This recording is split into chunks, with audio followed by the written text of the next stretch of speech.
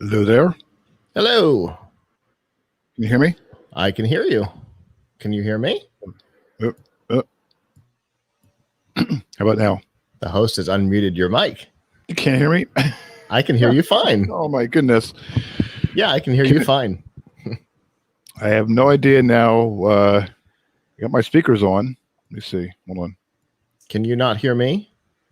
I can't hear you. Oh. Hold on. Let me see what this is. I tested my microphone earlier when I did Audacity, and I can't, for some reason, it's not. Well, I wonder what's. I can hear you fine. You can hear me? Mm-hmm. You can? Okay, cool. But I cannot hear you. I can hear I don't think me. your mic is muted. Try it now. Say something now. Oh, wait. You know what?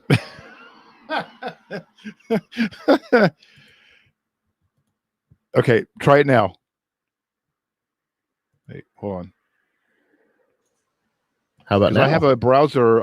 There's an extension on Chrome where you can mute the volume, or the sound, and I just took it off, and for some reason it's not on. I don't know. This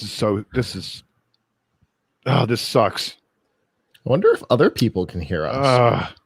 Hold on. Oh my God, this really sucks. We got everything plugged in. Let's see. Can you? Oh man, this really. I know you can hear me, but I cannot hear you for some reason. I don't know why. Is that something to do with we're all on Chrome, or have to be? You don't know?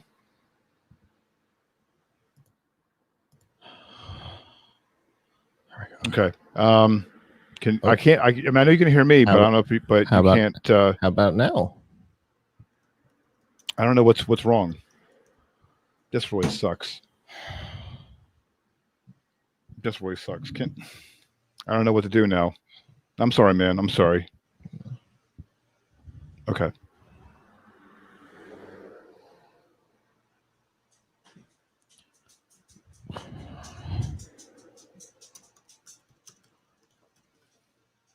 Okay.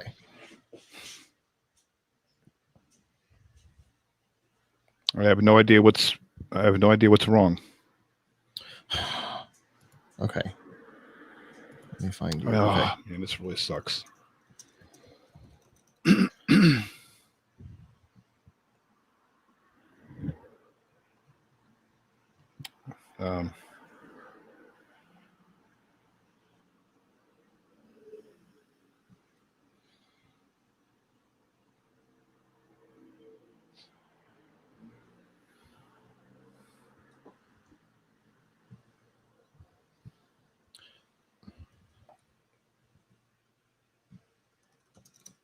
Okay.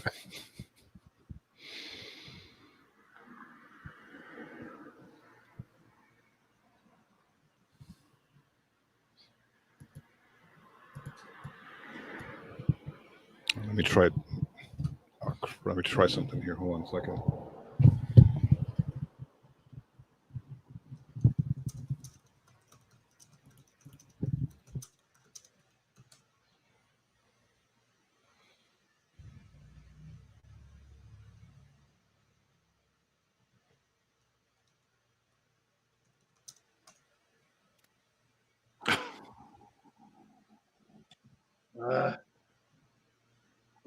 Hold on.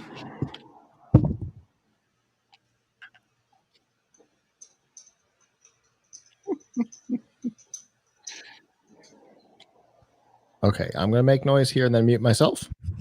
Okay, I can hear you. I can hear you. Excellent. Okay. You know what happened? Not at all. My headphones weren't plugged in. Well, you know what? That'll do it.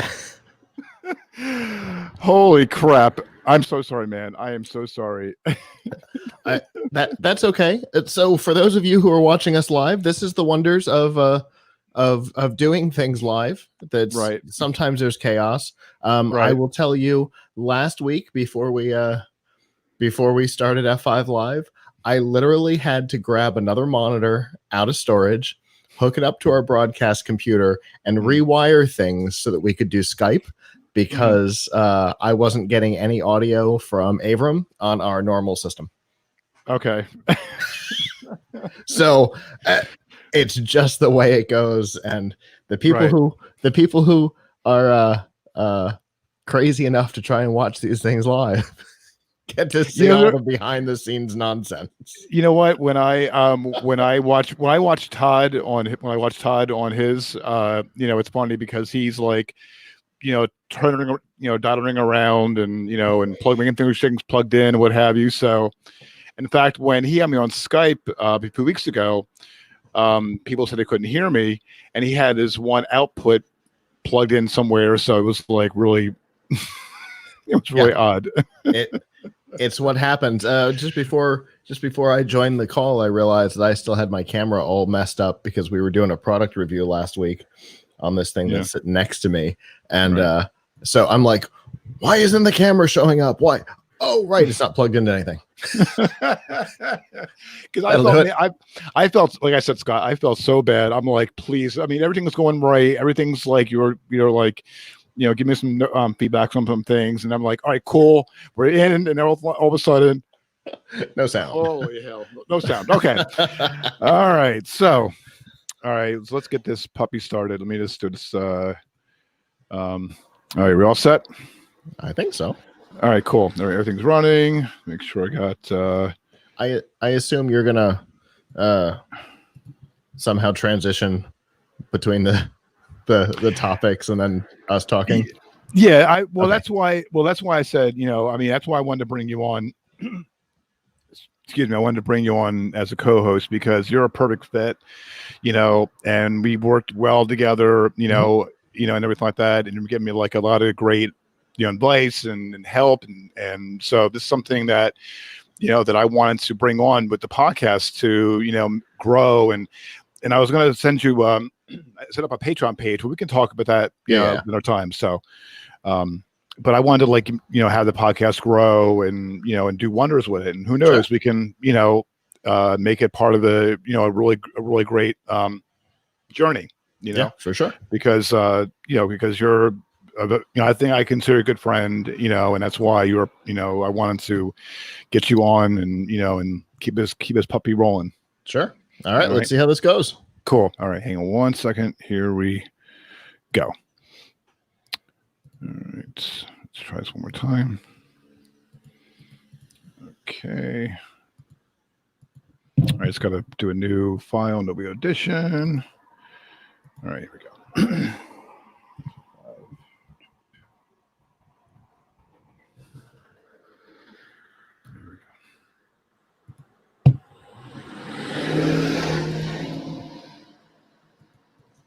Did a jet just land on your house? Well, I live on cross street from a very busy street, so so that's why. All right, hang on. Let me try this again. Okay, hold on one second. I'm just trying to.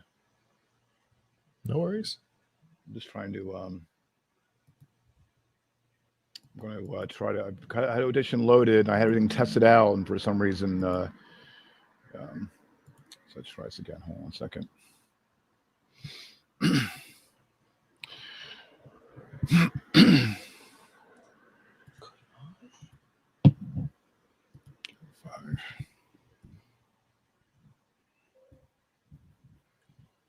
So if you hear noises from across the street, that's why. So okay. Okay. So I live in a very, very busy street, and I live in a house. So all right, let's try this one more time. Okay, here we go. Okay. This week from GNC Week in Review, powered by GeekNewsCentral.com. Amazon is launching its own game, Walmart is dropping its jet, and AT&T drops its 5G evolution. Those are some of the tech news stories from this week, and it's Friday, May 22nd, 2020.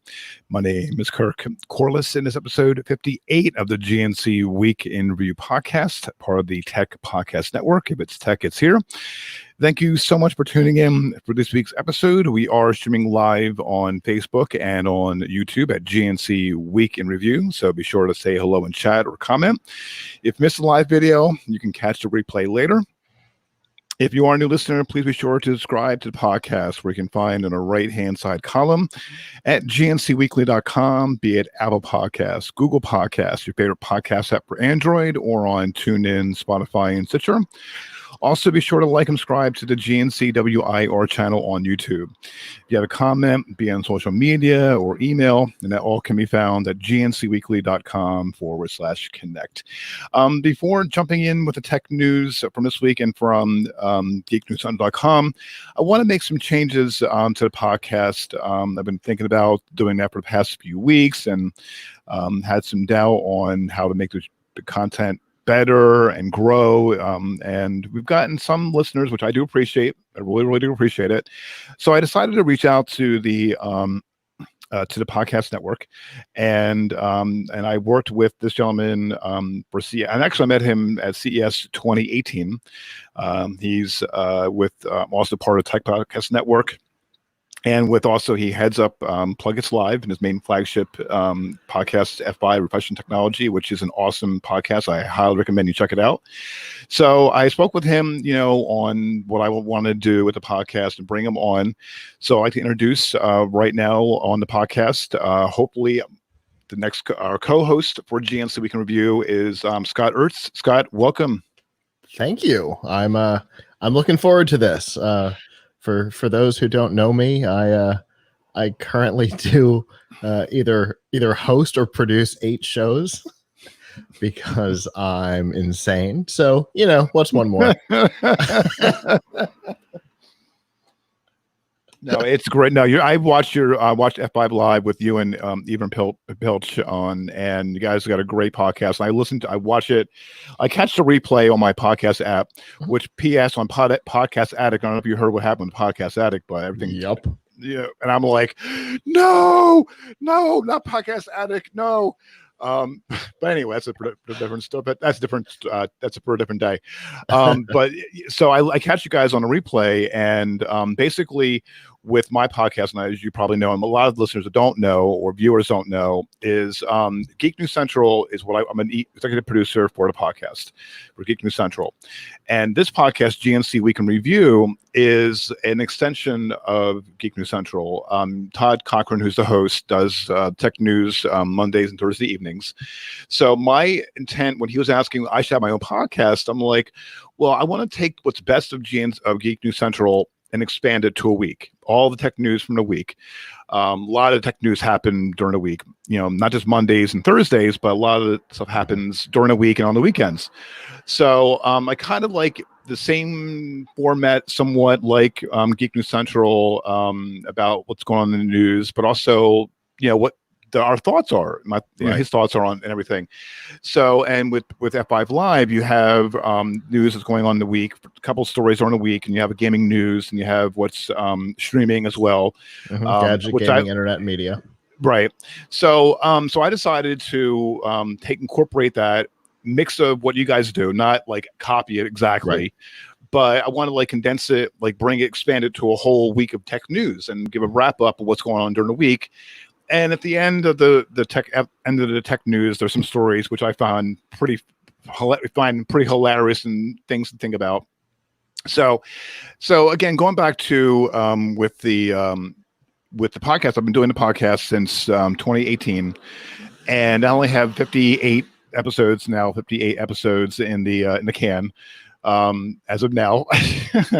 So I wanted to, and I know with, and I didn't want, we're not going to bring up COVID-19. There's a lot of COVID-19 in the and there's a lot of people that have passed away, and a lot of tech companies have IFA's conference canceled. Well, actually, no, the IFA is ongoing now in Berlin, but a lot of conferences, Comic-Con is canceled. A lot, Microsoft Build is literally going on right now, but totally virtually.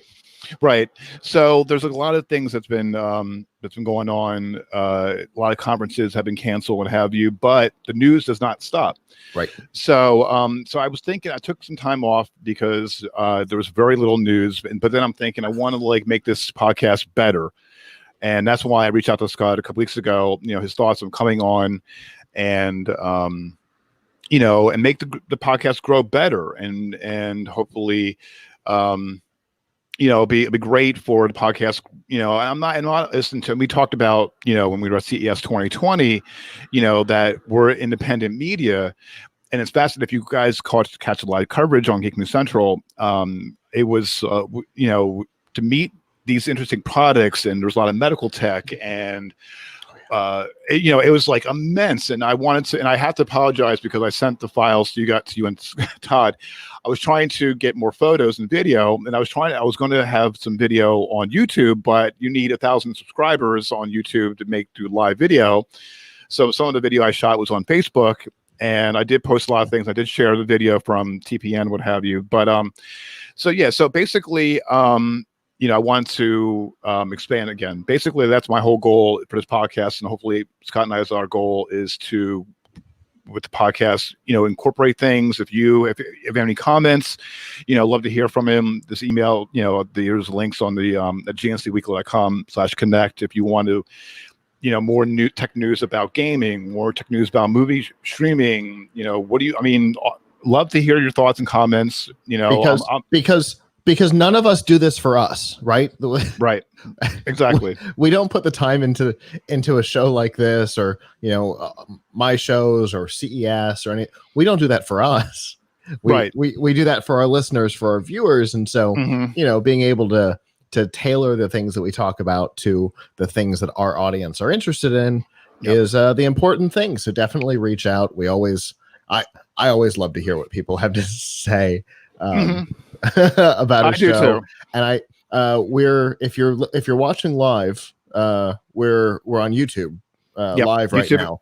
So while we're talking, comment, let us know. Yes. We always love to hear what people are thinking and saying about the topics as we talk about them. So absolutely. That's the reason to do it live. Exactly. Right. We do. Where's that? We'll do it live.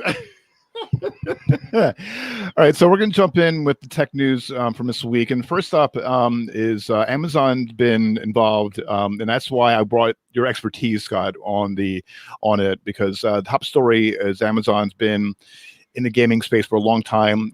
They have Twitch, but now they want to get into game development with a new release, Crucible.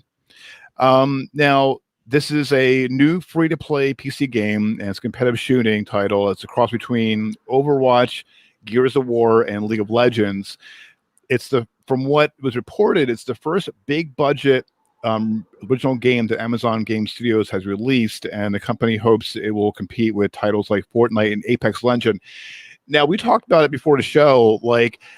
Amazon's really trying to compete with the big boys. Now, are they going to now, you mentioned before the show, we were talking about the merch, and I didn't think the merch was really that. I always thought the game was more important than the merch. So do you think Amazon is going to really try to flex its gaming muscles and beat out Sony and Microsoft? I don't know. The types of games that they're developing right now, and it's important to note that it's right now, because this is, while it's the first Amazon Game Studio game, it's technically their second game because they have Twitch Sings, which is the karaoke title that they built with Harmonix. So if you take Twitch Sings, this one, there's two more. There's a Pac-Man game, and what do we call the fourth one? I can't think of it now. Yeah, I doesn't forgot. matter. So they've got 4 titles. One's already in the wild. One literally just launched, and then 2 more are coming in the near future. All 4 games are very streamable, and that's the important New part. World. That's it. New World. Okay. They're all very streamable games, Mhm. which isn't the thing that Microsoft or Sony really do. It's what Activision does. It's what Ubisoft kind of does. Right. It's what EA does. But Microsoft and Sony's games are usually a little more either just story or fun. They're not always necessarily streamable. So I think they're going after Activision's dominance here, because you've got Overwatch from Activision, you've got Epic Games with Fortnite, obviously, you've got PUBG, games like that are very streamable, and so I think they want to have the entire ecosystem, right? So they'd have not just the streaming service, but the game, the merch, and the store in which to sell the merch, all in one thing. And then if you're a Prime subscriber, you get other things in the game. Gotcha. That you don't if you're not a Prime subscriber. So there's kind of all these things that Amazon is looking to pull all of its pieces together into one thing. And I think that kind of explains the games that they're building, because this one is basically Overwatch. Okay. So, if you look at it from that standpoint, Overwatch is a very streamable game. It's one of the most popular ones out there. Right. So, I just didn't realize. I just didn't know that. I just thought. I mean, Amazon. I know they bought Twitch for how much? Like how many billions of dollars? Oh, it was 15% more than was it Facebook or Google? Google was offering them. Amazon ended up offering 15% more. I think it was 11 or something like that. It was a tremendous amount of money. OMG. Yeah, but it was a lot of money. I mean, it would be a good. But they've already paid it off, which is a big deal. They've already paid off the investment. I see. Okay. Yeah, I mean, I would think that because Google has their Stadia games, I would think that they would have bought Twitch, but who's Amazon offered more money. Google had the first bid, and I remember being in my car, or I guess it was Nick's car. We were heading to a thing in South Florida, and we were talking about it because it had just hit that Google had offered all this money for Twitch. We're like, wow, Twitch is going to be part of YouTube? That's crazy. And then like 2 weeks later, they're like, nope, Amazon. That's crazy. It was a shock. I wasn't expecting Amazon to come out of it. I didn't even think, because when I heard about it, I saw the news. I'm like, why would Twitch really? I mean, why would Amazon buy Twitch when really Twitch is basically? And if I'm wrong, correct me. I thought, because Twitch is basically YouTube in a sense. Only you see people play games. Isn't that really the whole? I mean, is that really? Yeah, it's mostly the YouTube Live side of things. But Twitch has expanded outside of just gaming at this point. Artists use it while they're drawing and painting and animating and stuff. There's all kinds of stuff on Twitch today that wasn't there before Amazon bought it. So Amazon, I think, had a vision to convert Twitch back into what Justin.tv was, which is what Twitch used to be. Oh, okay. Same company. Okay, I got you. It was literally the same company, and then they shut Justin TV down to focus on Twitch, and then Amazon bought it and turned it back into Justin. Okay, wow, goes pro circle. Indeed. All right. So moving on, there's some Walmart news. Walmart says it's discontinuing Jet.com. Jet was purchased for $3.3 billion in 2016, but it'll be shelved. But Walmart said, quote, the acquisition of Jet.com nearly 4 years ago was critical to accelerating our omni strategy.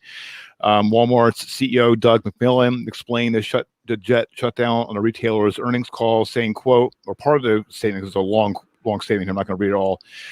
One decision we made to discontinue Jet.com. While the brand name may still be used in the future, our resources, people, and financial have been dominated by the Walmart brand because it has so much traction. We're seeing the Walmart brand resonate regardless of income, geography, or age. The Jet acquisition was critical to jumpstarting the progress we made the last few years. And there's a long more statement on this. I'm not going to read the whole thing. But my whole thing is, this basically, I think the reason why, and this is speculation, the reason why I purchased Jet.com back in a couple of years ago, I think they were making a play. Again, going back to what I mentioned before, making a play for Amazon. I think they're making a play for Amazon. Yeah. Oh, for sure. Before they bought Jet.com, their online marketplace was small. It was mostly just their own products. And the thing that made Amazon work was that Amazon had started to turn into eBay. Right. Where it was a lot of third-party sellers that all got the benefits of Amazon. So a third-party seller could, get the free shipping for their buyers through Prime and things like that. And so Walmart didn't have any of that. And they bought Jet because Jet was serving a different market. Because there was a lot of 4 years ago in 2016, there was a lot of I won't shop at Walmart sentiment because, because they were still like dealing with the employees didn't get health care and things like, there were all those conspiracies and things that were all about the company. And so they bought Jet because it served a different market and because it served that market differently. At this point, they've incorporated most of the technology and most of the talent from Jet into Walmart.com. So it makes sense to see this go away. I'm not surprised. I thought it was inevitable when they bought it. And also Walmart has been kind of focusing back their energies on their core businesses because they also just sold Voodoo 2 weeks ago. Yep. So they're really kind of focusing back on what their core business is and not messing around with things that are on the peripheral like Voodoo. So yeah, and also too, no one, and also the name brand recognition. No one really knew about Jet.com, only in passing. I saw that in the tech, tech news circles, but it didn't gain for me, as far as, again, Microsoft is name brand recognition. You have Walmart, Amazon. If you know what those names are, you're golden. But Jet.com, if you ask someone, an ordinary person on the street, about Jet, you're not going to get a clue of what that is. But that's not who Jet's target demographic was. True. That is true. No, you're right. Jet knew who its market was. They targeted it well, and they didn't care if anybody else knew who they were. That's true. So, you're right. Yeah, I mean, you could get name brand electronics for super cheap from Jet. So they knew who their target demo was. I didn't know that. And you mentioned I didn't even know that that you get cheap electronics on there. I didn't know that. I just thought it was like what for the podcasting community is obsessed with B&H photo. Jet was very similar in that you could get kind of the same, kind of oddball products, right? Like my Roadcaster over here. You can't get that from you can't get that from Amazon. You can't get it from Walmart. You kind of have to get it from B&H. Right. There's a couple other retailers, but not really. It's kind of B&H, and it's always less expensive from them than it is from anybody else. Cameras are the same way and things like that. Jet was the same thing, but it was for things like MacBooks. Now, it wasn't right now's MacBooks necessarily, but it was way less than buying it from Apple. Well, speaking of B&H, Todd bought this microphone for me from B&H along with the stand. So my Roadcaster came from B&H. I totally understand. I definitely, like I said, when we were talking to you a while back, I want to get, that Roadcaster. When I was working on it, when I was TDing at CS, it was amazing product. All right. Speaking of more Walmart news, and I think this ties into. This is like an Amazon. I should have titled the show. The title differently. But oh well. All right, I'll do it. So what we should do is, like, if something comes up like a show title, we should like come out with it like right out of the chute, right out of the gate. All right. So next in the Amazon Walmart news, they have quietly launched 2 affordable new Android tablets take on Amazon's Fire tablet in the US. The new tablets offer several upgrades over the own tablets launched last year, along with an updated design. There is the $99 8-inch own tablet Pro. It has an 8-inch HD LCD display and is powered by a 2.0 gigahertz octa-core processor paired with a 2 gigabyte of RAM and 32 gigabytes of storage. It also part of the specs runs the latest version of Android out of the box. There's no word if it's Android 10 or not. And then there's the Walmart's $129 10-inch own tablet Pro. It has a 1080 display and comes with the 3 gigs of RAM. Now, my take on this is that, again, I don't know if the latest version is Android 10 or not on these 2 tablets.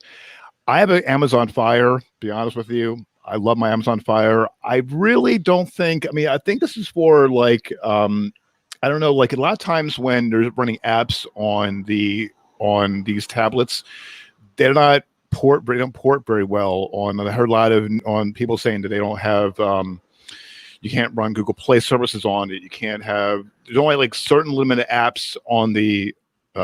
So I don't know if it's going to fare well, or I'm not saying they're going to sell well, but. So what I'm looking at, the information I'm looking at right now, which comes from Android Central, which is usually a good source of Android news. Yep.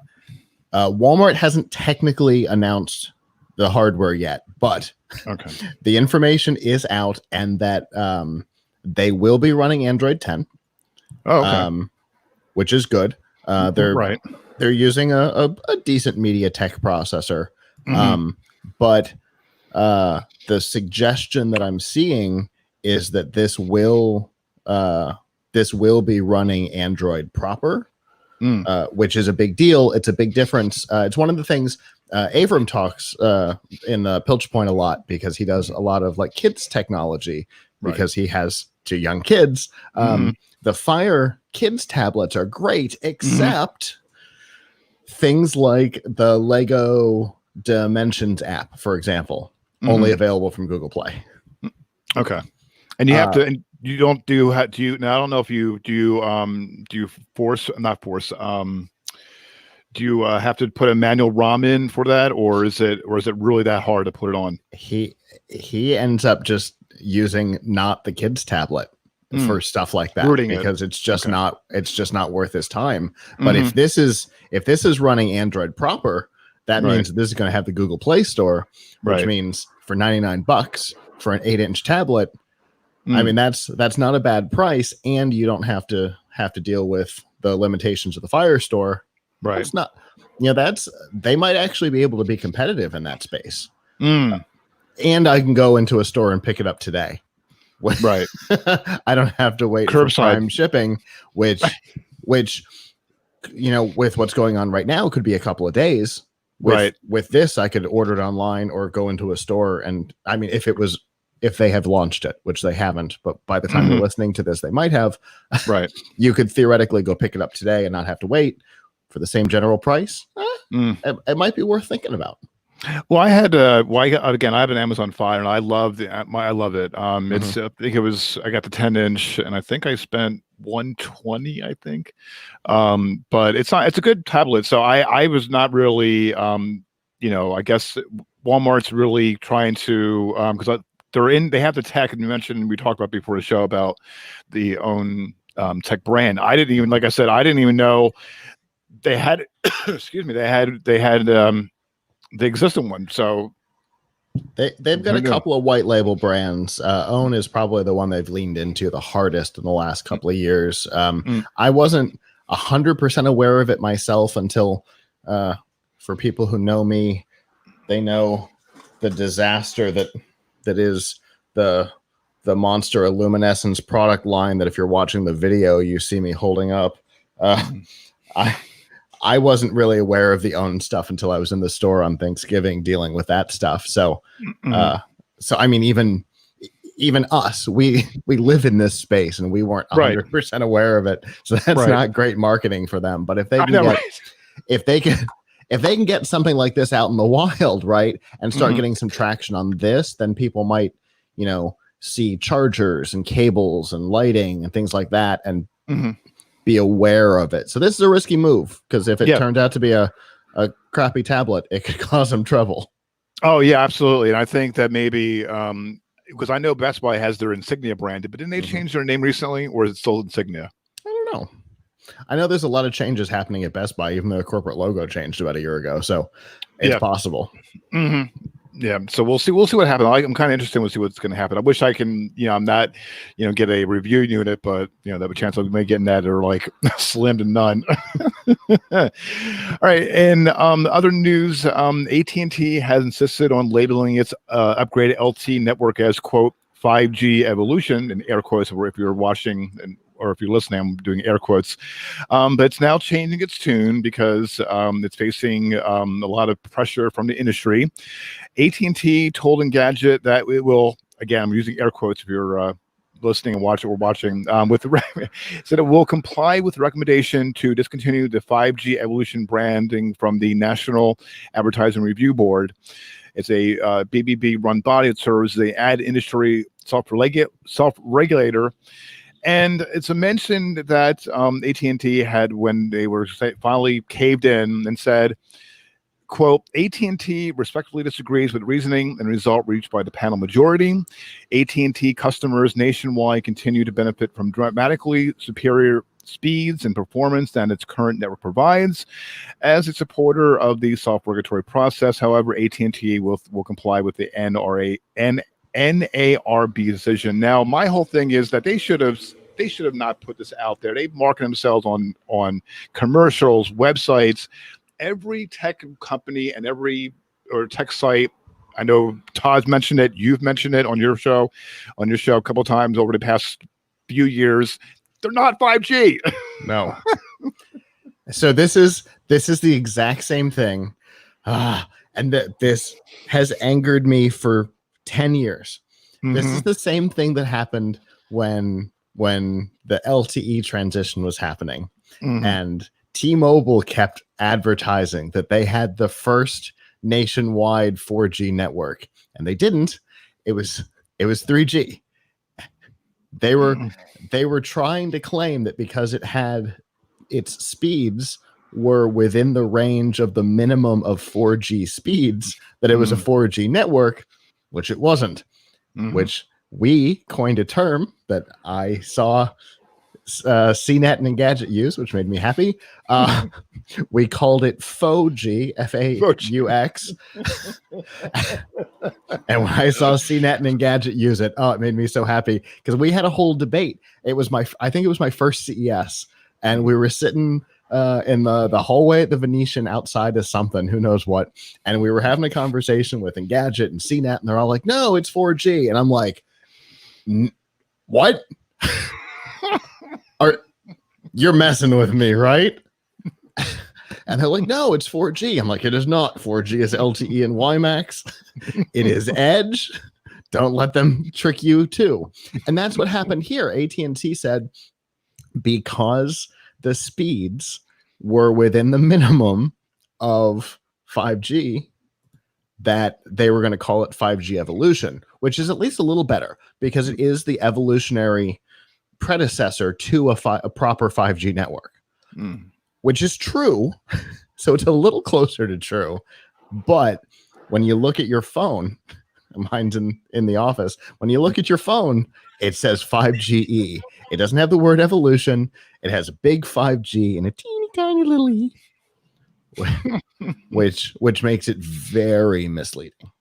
So I think this is great. I think this is important because this annoys me to no end when companies like this blatantly lie and then label the devices that way. And I saw that, and also said, it said elsewhere in the news that they're still going to they're still going to have the icon still there.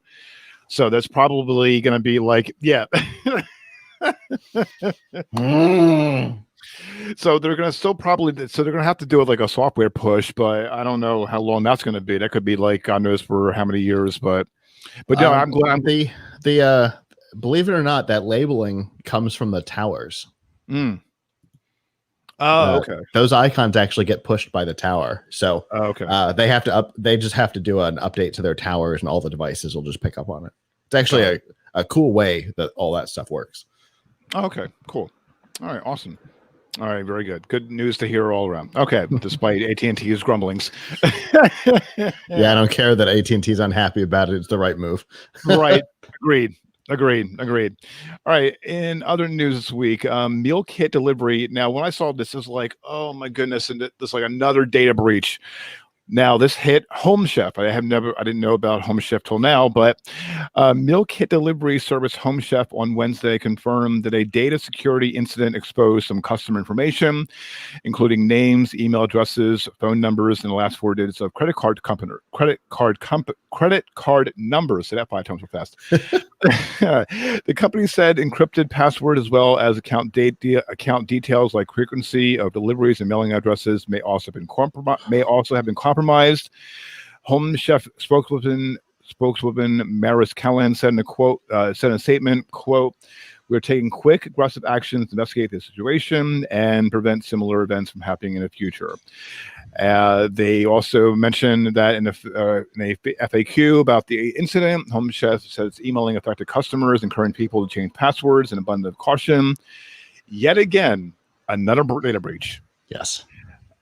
I mean, what is like, please, I mean, I don't understand, like, we're like this, with all technology out there, and there's so many different, like, security. I'm just like, every time I see this in the news, and like this happened this week, this happened like a few days ago, like, and God knows every day. Happens every day. I mean, for our show, 2019 was our year of security. We literally called it our year of security. And it was prompted actually at CES 2019 when YubiKey approached us, and I switched over to YubiKey for everything that'll let me, and I have not looked back. Good. So, and that prompted us to focus on security in 2019, and then it just got to the point where it's like every day, oh well, today Home Depot's credit card information was exposed. It's like, oh, you'd have to have a whole site just dedicated to data breaches. Oh, there was this one, Equifax, Target, what else? Target was 100% their own fault, though. They allowed stuff to be installed inside their system. Wawa, I forgot about Wawa too. Oh God. Yeah, I know you're down in South Florida. Is Largo South Florida, or Central. Is it Central? Okay, so in Wawa, if you don't know, if people don't know in Northeast, Wawa is like the biggest, like, it's kind of like a Circle K. So Wawa is like the place to go to get your hoagie. Let me tell you, the hoagies are outstanding. Like, that's another story. So yeah, this was back people from the far south will argue with you because they'll tell you that Publix is the place to get a sub. True. Actually, I've been to Publix. I was my sister lives down in Florida, in Fort Myers, and I have to admit, the Publix hoagies, they're awesome. I agree with you 110%. I agree with you 100%. Can't beat Boar's Head. Anyway. Right. So yeah, Wawa, and this was a true story. This was it last year? I think it was. I went to a Wawa. I used to go to the school, Connecticut School of Broadcasting in Cherry Hill, New Jersey. And I would go to go across the street to Wawa to get something to drink. Mm-hmm. And then I found out, I got an email. Actually, I got an email or a phone call from my credit union that they got hacked. I heard about they got hacked a couple of years ago, I think a year or two ago, but I got an email recently that my card was hacked. And I'm like, I was like, oh my goodness. So I had to get a new card and call all the credit card companies, all the accounts I have set up and everything. I had to go through this whole. So I'm like, wow, it's so I'm like, but when I saw this, when I saw this on the news this week, I'm like, my God, when is this going to stop? I think 2020 is the year of security. Yeah, it's just going to keep going and going and going. And so, interestingly, if you guys watched or listened to any of our CES coverage, you heard us mention one of our sponsors, and that sponsor was because of this, specifically because this keeps happening. I switched to privacy because of what you just said. You said that you had to go and change everywhere, that your card was used, and you always miss one. You get an email from Hulu, 10 days later going, "Oh, your charge failed." Oh, I forgot about Hulu. That I switched over everything to privacy so that I didn't have to deal with that. Sponsor. Yeah. I don't think they're a sponsor of the show. We don't have to give the promo code, but honest to God, I switched over exclusively to that. I don't use anything else online unless it tells me I can't not. Right. Some services go, I think this is a prepaid card. But whatever. Well, I'll definitely have to check it out. But that was really hopefully things have to get better with this, with securing their data. They have to. I mean, companies have to get more better some way on doing better on their things. So the problem is that we have this culture of get it to market. And screw the consequences. Yeah. And that's where this problem comes from. So all right. Well, we'll see what happens.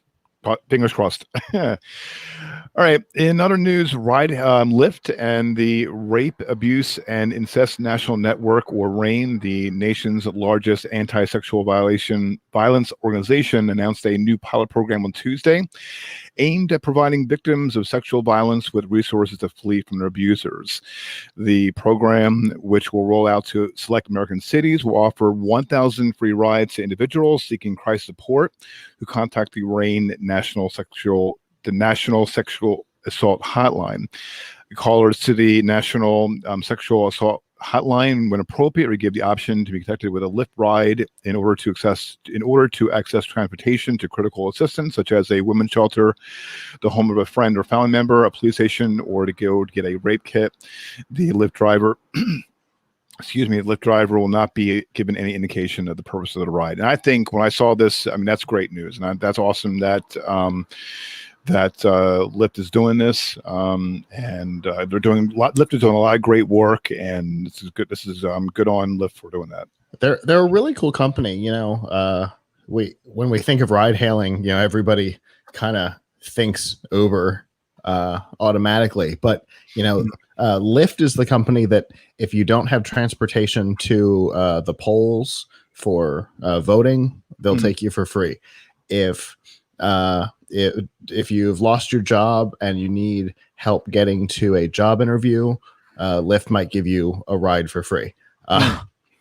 They've got all these things to better the communities they're in, and I really like that.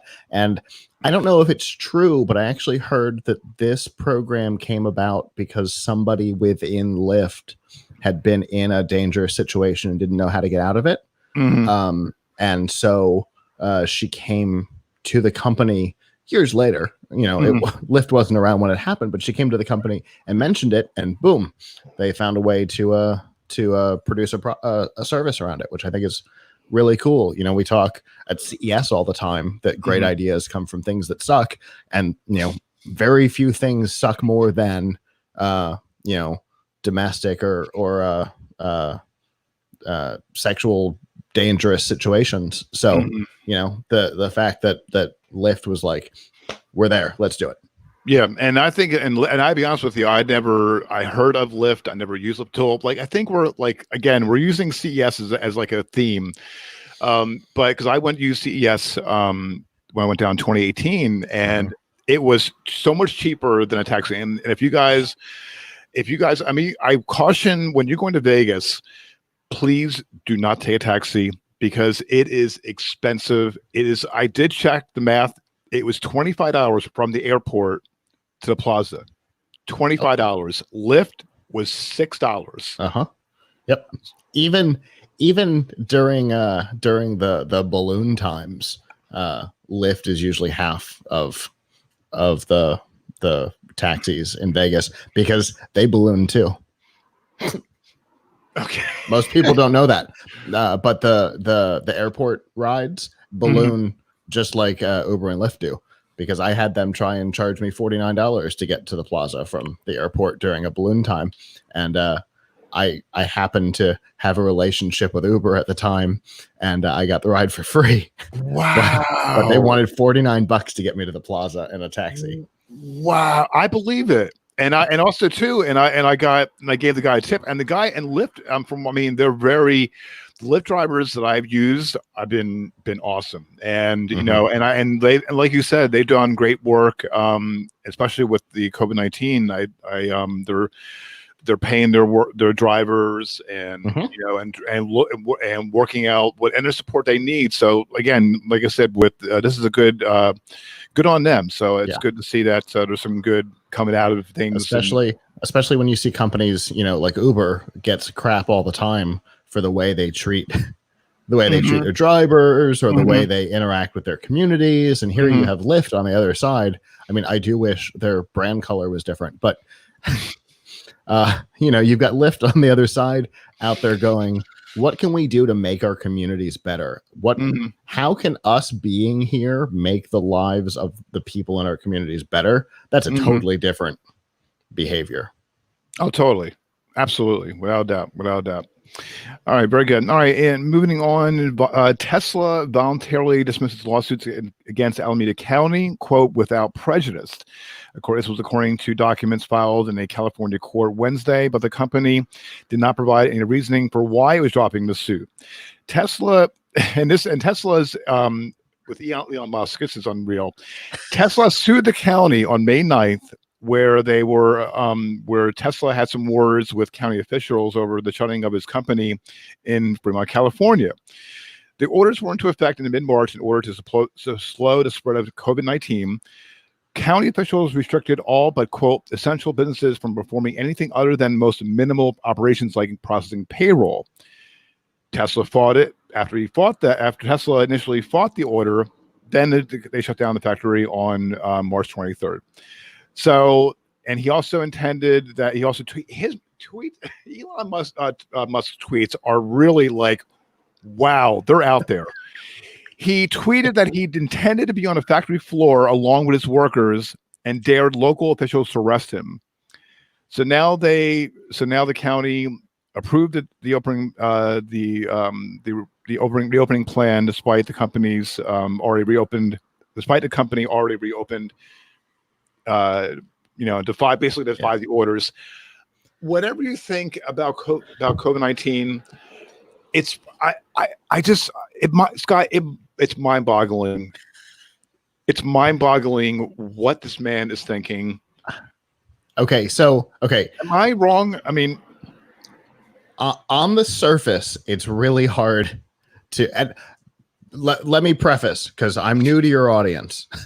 I do not like Elon Musk. Okay, good.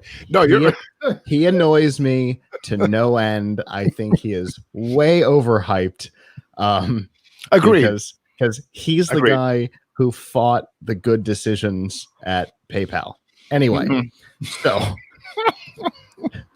he and Draper are two people I think are way overhyped. Anyway, so when you look at this, he's in California. California has a stay-at-home order, and Elon Musk is like, no. And you're like, well, that's kind of a stupid position to take. But let's look at it. I heard him talk on the subject, and I kind of came around to his way of thinking a little bit. And here's the thing. Okay. He was the only car manufacturer in the United States who wasn't allowed to manufacture cars. Every other manufacturer was allowed to manufacture. Every other company was still operating except his. Wow. So when you're in the grand scheme of things, Tesla's a small company, in comparison to GM or Chrysler or Ford, Toyota, Tesla is almost a joke comparatively, right? In physical size. I mean, the number of sales versus Toyota are comical. And so you have to take advantage of any opportunity you can. And when you're the only one who can't manufacture, which means you're the only one who can't sell, you're being hurt when all of your competitors are being helped. Okay, I can understand where the concern starts to come from there, because California is not going to help him out. California hates him. The state hates him. So they're not going to help him out with nothing. So he has to help himself. And if you're the only one in an entire industry who can't compete, all because you made the choice to build in California instead of Detroit or North Carolina, oops. So the idea of leaving California wasn't as crazy as it sounded, because he and California don't get along. This was a final nail. He was pissed. Detroit was saying, I mean, you can buy city blocks in Detroit for couch cushion change. So he could literally move his entire operations for less than what he was losing being closed. I understand it. I actually understand the reasoning. It's crazy. Yeah. Is it crazy? Yes. But it was a crazy situation he was put in, and he had to do something about it. Okay. So I mean, it's all about my whole thing is that I understand that, health and safety, health is important, but why would you risk, I mean, you're going to be, well, I know he's probably losing money, but would you rather, where's the balance between someone's life versus the dollar? Personally, I think that line is placed on the person. That they should be able to make their decision. If you don't want to come into work and we're still paying you because there's a stay-at-home order, okay. Right? If you do want to come in and help keep the company running, great. If there's like no help or harm either way, okay, you make the decision. Right.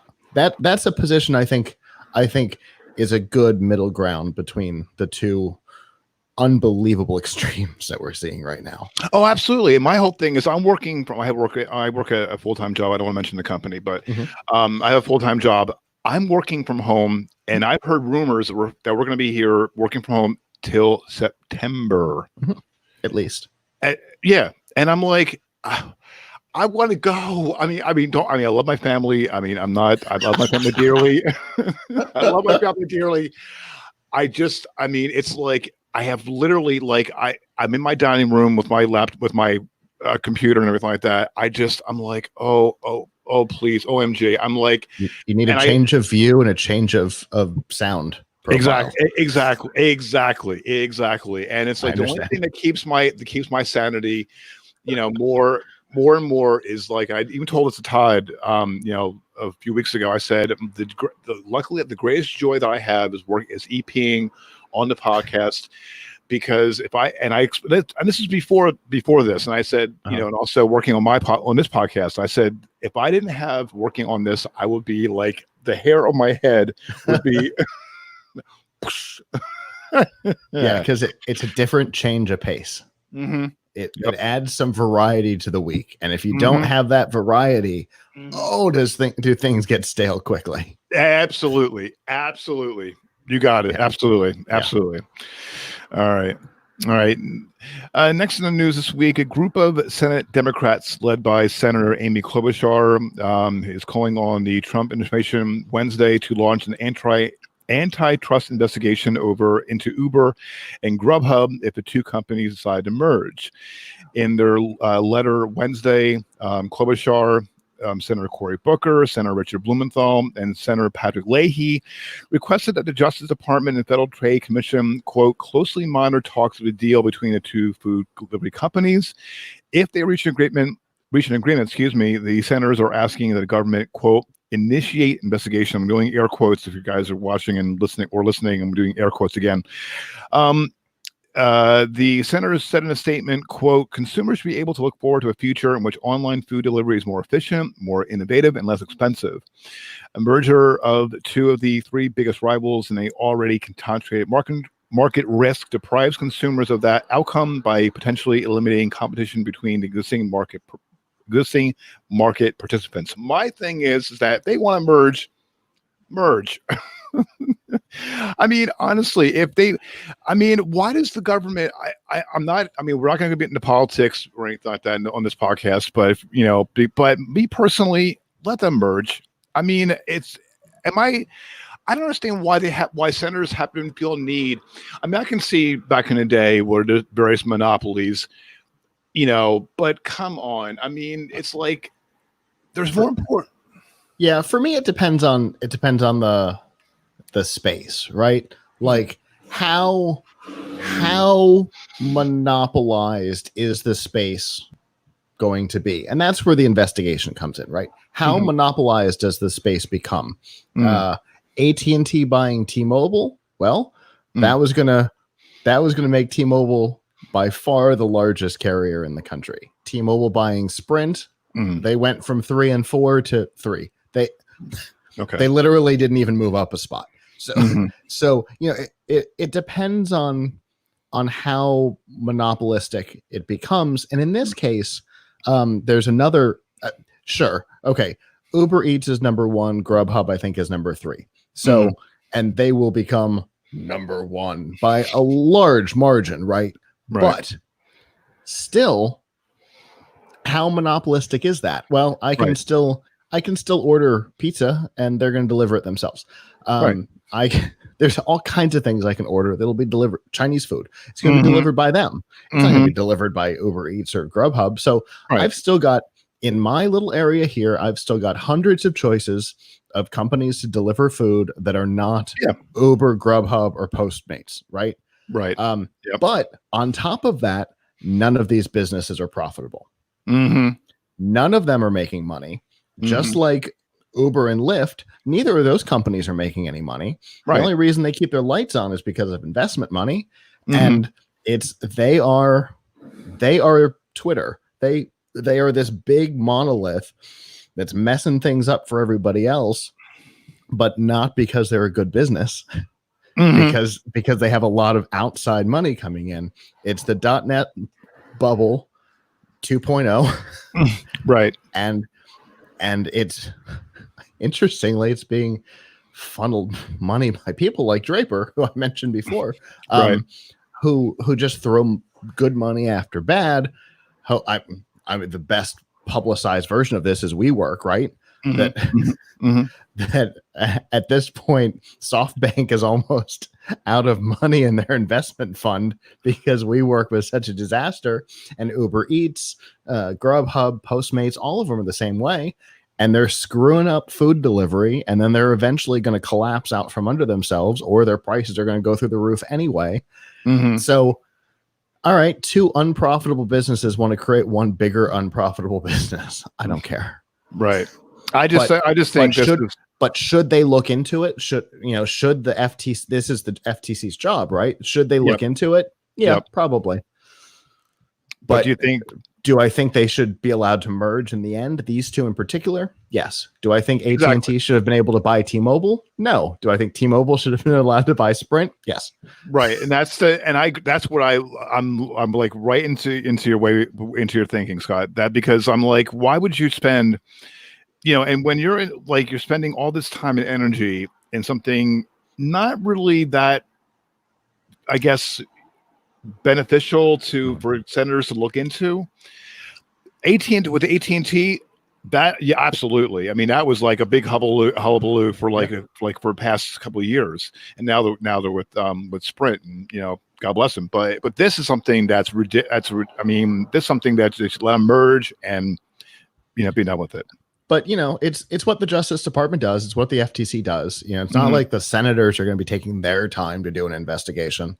They're calling on the Justice Department. They're calling on the Federal Trade Commission because you're talking about publicly traded companies. So the FTC has to weigh in. They're asking them, is this going to be a problem for consumers? In this case, I think the end result is no. No. But the process, because not everybody is in tuned to the weird inner workings of Uber Eats and Grubhub as I am. Certainly not the Justice Department. So, they have to go do due diligence and make a decision. And I think the informed decision will be that nobody cares. Right. Exactly. My whole point exactly. My whole point exactly. All right. All right. Now there's another story on about the FTC, and it's really long, so it's in the show notes. We're not going to go into that right now tonight because we're running a little long, partly because of my fault, because of technical issues I had trying to plug in my headphones and trying to listen to the recording. So Scott, we're like look like mimes. We were, he was pointing at his ears. I can hear you. I couldn't hear him. So I'm looking all around. I'm like, within like 3 minutes, I would say about a minute and a half to 2 minutes later, I look down. If you're watching live on the stream right now, I didn't plug in my headphones. We've all done it.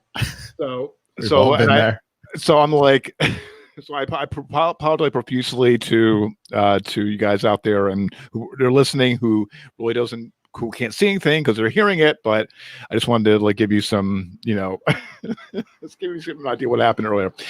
All right. The next up, this is Scott, and I mentioned to our listeners, if you're new to this podcast, is a segment called "Do You Need Help with Your Tech?"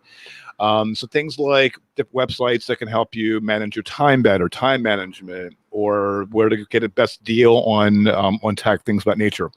So I'm going to pull up on right now, I'm showing my screen. Give me a couple seconds. I'm going to share my screen. This was working earlier. There we go.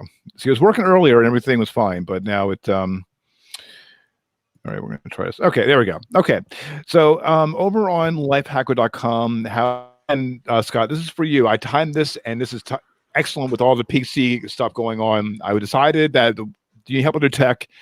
I got a lot of good stuff here. All right, first up from lifehacker.com, how to refund your PC games on Steam, Epic Games, and GOG. And thank goodness we can do that now. Yes. Mm-hmm. Yep.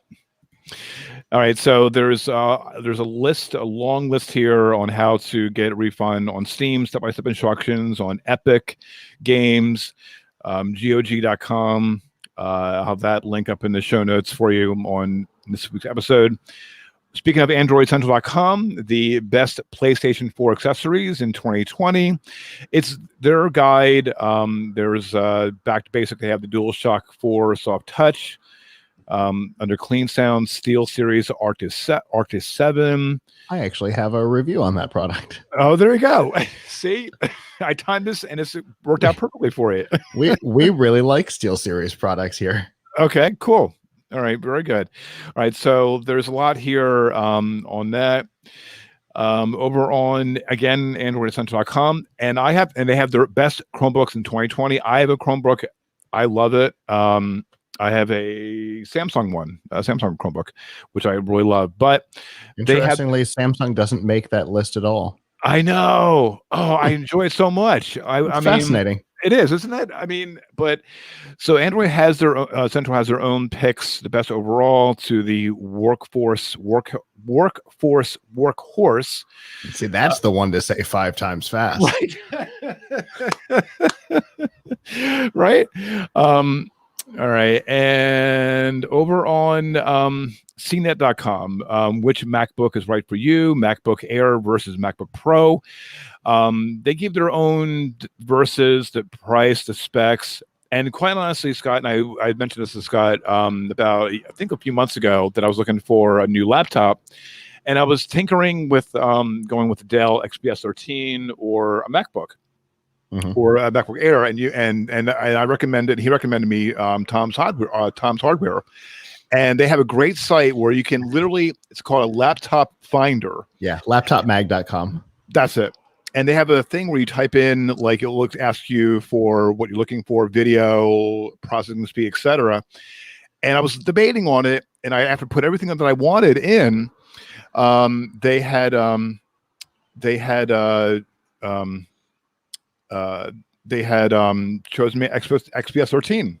And I love it to this day. It's a great. I'm using it, for the podcast, and it's top notch. Interestingly, that laptop finder Avram built.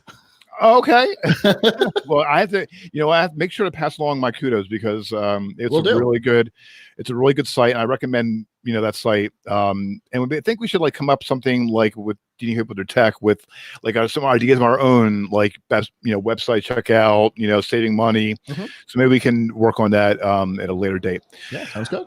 Cool. All right. And lastly, and do you need help with your tech over on, speaking of MacBooks, there is a, over on makeuse.com where to buy refurbished MacBooks, the 4 best sites. There is the Apple Store. There is Mac of All Trades, OWC. OWC, by the way, that's my pick. Okay. I didn't even know Otherworld Computing. Okay. Yeah. OWC has been like the place for unofficial Mac stuff for so long. I've actually got an OWC doc in the other room that we got for a review a long time ago. OWC, I mean, they make everything from inexpensive, like fairly inexpensive Mac mouse and keyboard stuff all the way up through $75,000 rate arrays for movie studios. Oh, okay. Yeah. Awesome. All right. That's good to know. So good to know. And lastly, they Amazon renewed and I got mine actually through Best Buy and it was on sale. So the important with something like that, especially when you're looking at a MacBook refurbished, the thing to make sure of is whoever's doing the refurbishing is a certified Apple repair company. Right. If they're not, it means they don't have the right tools, which means they've had to do something wrong to get into it, which is never what you want. So Best Buy's, Best Buy is a partner, OWC is a partner, Amazon's a partner. So okay. Yeah, I didn't I love my Dell. So hopefully when I get maybe some more funds, hopefully I will definitely check one of those that site out. All right. I've got an XPS 13 in the other room myself, so I understand. All right, very good. All right, and we're gonna wrap up the show this week with a couple of light items. And when I saw this, and I had no idea this existed, OnePlus is removing its quote unquote accidental X-ray functionality from its OnePlus 8 phone, and they're going to remove it for an upcoming over-the-air update. It's also temporarily disabling the camera filter that can see through plastic and clothing in the Chinese version of the operating system until the update is released, choosing to leave it operational in the global US. Although the company did say that the quote photochrome filter cannot see through thick materials. It apologized for creating privacy concerns and causing troubles for OnePlus users and other netizens. What? I have been racking my brain over this thing since I first read about this filter, because I don't know what it is. To be perfectly honest, I don't know what it is. Is it some sort of AI that's trying to predict what's behind the thing? Because it sure isn't actual X-ray. Right. And how? Honest to God, how was it an accident? There's no way this was an accident. This took programming time. Scott, I mean, back in the day when you see those magazines, and I know you're old enough to know. In the back of like comic books and stuff. Right. Like the ones that Peter Griffin got on Family Guy, I think in the first season. Right. With the joke gum and the hand buzzers, and because they were a joke. And this apparently is not. No, it's I fine. have not been able to put my hands on one of these phones. I have been trying. I've been looking for a friend who happens to have one of these. I've thought Okay. about buying one just Okay. because I have to know what's going on here. I've been all week. I've been real close to going and buying one of these. I saw this doing my prep and I looked at it and I'm like, and I was debating on. There's another story later on that we'll wrap up this week. But I'm debating on that one or this one, and I'm like, you know what, the heck with it. I'm gonna leave them both in. I was literally like, and I was literally cracking up. I'm reading it, I'm looking at it, and I had to put this on. And I'm like, this is a great way to end the week. We all need something to laugh at. And I'm like, how is it possible? I have a Pixel 3 XLA, a Pixel 3a XL. I'm like, I would like give my right arm to have that feature, and that'll be so cool. Privacy be damned. If for no other reason than to know what it is you're looking at. Right. Exactly. OMG. I was so Scott, this really cracked me up when I saw this. I'm like, please. I mean, I have never ever in my life heard of this feature until I saw this. And like you said, accidentally. Okay, so it's a color filter. And BGR tested it. I'm looking at a photo. It's a guy in an Apple employee t-shirt, one of the black, the really old all black Apple employee t-shirts. Okay. And he has got a piece of paper under his shirt with writing on it. And damn it, when you turn the filter on, you can read the sheet of paper through his shirt. Wow, no kidding. Oh my goodness. I'm shocked. I didn't. And now I have to get one of these.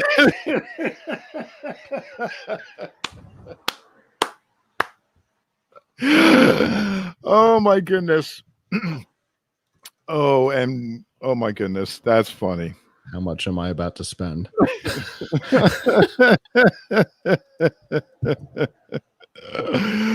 Oh my goodness. Well. How much? I don't know that $800 is enough to mess around with this. That might be more than I'm willing to put into a prank. Oh my goodness. I would love to get one as a review unit. Oh, that's funny. Oh, I needed that, Scott. I needed that. I really did. I mean, I really need. I think, like I said before, we all need a laugh. And when I saw, and this was kind of blowing up a little bit on the tech news, various sites, and I'm like, no, can't be. And I'm like, I'm looking at it, and I'm like, oh my goodness. I will absolutely send you this BGR link so you can see this photo. I appreciate it. It is unbelievable. I cannot believe what I'm looking at. Yeah, please send it to me. I'm gonna have to look at it. All right, awesome. All right, last up this week, Microsoft Solitaire. Remember Solitaire back in the day? Well, it has celebrated its 30-year anniversary. It came along on Windows 3.0. Launched in 1990 and still being played by millions of people per month. And when I was working on this, you mentioned that there was an inaccuracy and you said it wasn't removed in Windows 8. Yes. Okay. Yeah. So in Windows 8, it became a universal app, or what we now know as a universal app. It was a Windows 8 or a Metro app at the time. And they integrated Xbox Live, so you can get Xbox Live achievements and all kinds of stuff. And they even had it on Windows Phone 8. Like, they expanded it in 8. And it's so funny because most people don't know why Solitaire was included in the first place. Microsoft included it as a way to teach you how to use the mouse, because it used every aspect of the mouse. There was regular mouse pointing, there was clicking and dragging, there was double clicking. All the things that were essential to using a mouse were all part of the interface of Solitaire, which is the reason why they built the game and included it in Windows. Okay. So you could learn how to use the mouse. And here we are 30 years later, people are still playing it, even though you know how to use the mouse. But in Windows 8, it also taught you how to use a touchscreen. So here we were 25 years later, and it was still doing the job that it was intended to do, teaching you how to use your computer, which I think is pretty cool. It is pretty cool. And I didn't, and I be honest with you, I played it, and also I played Minesweeper. Oh, that was the greatest thing since sliced bread. Minesweeper taught you how to use a right click, which Solitaire was before a right click. Right. Yep. You're absolutely right. You're absolutely right. But I loved it. But I got so disappointed that when I got that bomb, I'm like, oh, I got to start all over again. Oh, but Microsoft, and it was so cool when you actually like quote unquote beat it. And like the cards like flew and danced around. I was like the greatest thing since sliced bread. That was great. That iconic noise as the cards go flying. Right. Yep. Right. And the bouncing. Yep. Yep. Exactly. Right. Exactly right. Now there's an event going on right now, and so on. I'll bring it up right now on pull it up right now on this Facebook page right now, where let me just pull it up here. Do this real quick and get this out of here. There we go. Okay. Yeah, over on Microsoft, have the event going on right now. So if you're listening to us watching live, or if you're listening to us later, well, I'm sure you can play it afterwards. So it's an ongoing event right now. I'm not going to play. This is going to be, I think, a YouTube thing. I don't want to get copyrighted, but so if you want to play, go on there right now. They have an event going on Microsoft.com. It's under Microsoft Solitaire Collection. So if you definitely want to check it out. And just to throw some information the direction of one of our friends, if you're watching, you'll see the Celebrate Every Day, the National Day calendar. Today is National Solitaire Day. Oh, okay. And that's from what's his name? Oh, I forgot his name already. Marlo and Alice. Marlo's a good dude. Yeah. Marlo's a good dude. So yeah, he has a great website and also is a calendar out. So definitely 2 thumbs up on that. Okay, that is the tech news from this week for Friday, May 22nd. Thank you so much for tuning in for this week's episode. Show notes from this episode can be found at gncweekly.com. Also, be sure to check out the latest tech news and commentary from geeknewscentral.com. Be sure to tune in Mondays and Thursday evenings at geeknewscentral.com/live for the Geek News Central podcast. And then be sure to come over to watch and tune into live stream Friday evenings, 8 p.m. Eastern Time, roughly, with technical issues notwithstanding. So please be sure to like and subscribe to the channel. It'll help greatly for the podcast to grow. And you can check out, and if you have any questions, comments, feedback, love to hear from you. Again, gncweekly.com/connect. Scott, thank you again for coming on to the podcast as a co-host. Do you want to pass along F5 Live is Professional Technologies that's coming Sunday? Do you want to give any plugs or anything that's coming up? I don't have the show all planned out yet, but Sunday night at 9 p.m. f5live.tv/join us. And if you're not able to join us live, that's okay. plugkitslive.com/subscribe. Cool. That's excellent. Our version of Connect. There you go. Awesome. Very good. Awesome. All right. I'm on at my Twitter. I'm at Kirk Corliss. Scott, are you at Plugits Live or? Yeah, that's probably the best way to get a hold of me. You can also TTTMABO, but that's harder to remember than Plugits Live. Right. So that's why I use Plugits Live too. Yeah. It stands for something, but we won't. Right. All right. Very good. All right. Till next Friday evening. So long for the Geek News Central GNC Week in Review podcast. Till then, so long. Ciao.